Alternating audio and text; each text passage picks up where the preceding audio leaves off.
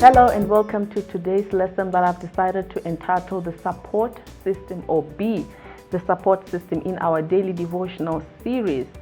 I'm going to talk about a certain woman that I found in literature this week, and I thought the story was interesting that I could share about Coretta Scott King, a woman who was married to Martin Luther King Jr., who was an activist who believed in civil rights. This woman is said to have had been a support system to her husband, stood by her side all the way as he moved around and advocated for what he believed. And in one of his writings, he's heard to say that she provided love, sacrifices, and loyalty without which neither life nor work would bring fulfillment. And this is Martin Luther Jr. King's wife. And even when he won the Nobel Peace Prize in 1964, she was by her husband's side. And when he died, she continued with the legacy of her husband. And when I heard this story, I thought of somebody in the Bible who the Bible is quiet about, but the silence of the Bible is too loud for me not to notice. And this woman is Noah's wife. Yes, we are going to read from the book of Genesis chapter 7 verse 7, and the Bible says, "And Noah went in, and his sons and his wife and his son's wife with him, into the ark because of the waters of the flood." The Bible does not tell us anything about the wife of Noah, save that she was also part of the people who were saved in Noah's time. But I want to believe, as a Bible student, that this woman might have had qualities that might have helped the man of God to accomplish what God had put before him. Knowing the influence and power that a woman has in a man's life, by considering what other women have done in history, I've seen so many great men go up. I've seen so many great men come down because of how their women had interacted with them and how they had influenced them. Talk of King Ahab, who had a wicked wife Jezebel, and how he became more wicked than her. And so when I read about Noah's wife, I was compelled to say this woman might have been a support system for her husband. That woman might have been submissive to her husband, because if she was not that submissive with the kind of message that Noah was called to carry and bear, Noah would not have made it in the life and in the ministry that God had called her.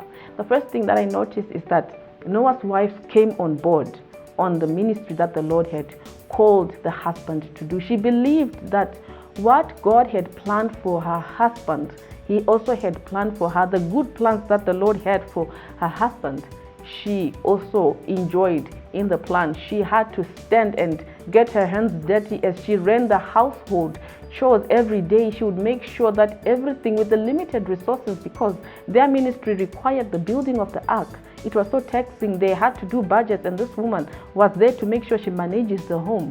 And also, I also realized that this woman was married to a man who bore a message that was difficult to accept into the community. The Bible is very clear to say that people ridiculed Noah's message. That means they ridiculed Noah and everything that pertained to him, which means that every time Noah's wife went out to other ladies, she met with discouragement, and people used to talk bad things about the husband. And one writer says Noah's wife weathered the storm. She did not allow the storm around her to bring her down. And so this woman is an assistant to her husband. She is a support system to her husband. And you know, this woman, the Bible says, as she gets into the ark, with her family and with the daughters-in-law. Her daughters-in-law, that makes me believe that she was also a good mother-in-law, because if she was a wicked mother-in-law, then the daughters-in-law could have scattered, because at that time, as they were planning and as they were building the ark, it was very taxing in their relationship, because there were so many mixed emotions in the family. But we find that the whole family gets into the ark and they are saved. And the issue of them being convinced to get into the ark, where there were animals, and these animals, the elephants and skunks, all kinds of animals, she managed to live in that kind of environment. And even after the flood, the wife of Noah was willing to rebuild again. This is so amazing. When I look into the life of Noah's wife, I look at her as God gives a message to the husband, a message that requires his time. She was robbed of that time with her husband. Day in and day out, Noah has to go out and preach, and probably he was at this peak of his age, where he could have been enjoying with his wife, but he goes out to ministry. And so we need to understand that sometimes it is important to be a support system. If you are married to a man that God has called into ministry, stand by him, because the plans that the Lord has for your husband are the same plans he has for you. Because at the end of the story, we will realize that Noah and his wife, even the wife, was saved from the flood. It is important to support the people that are above us, whether you are married to a pastor or whether you are an assistant at work.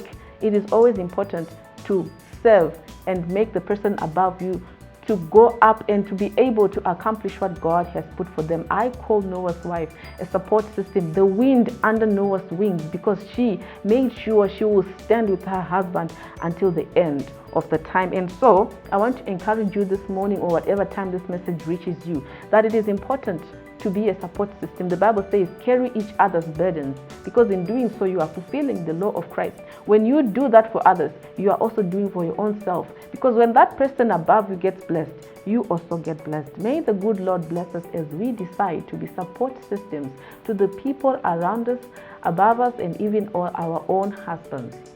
God bless you.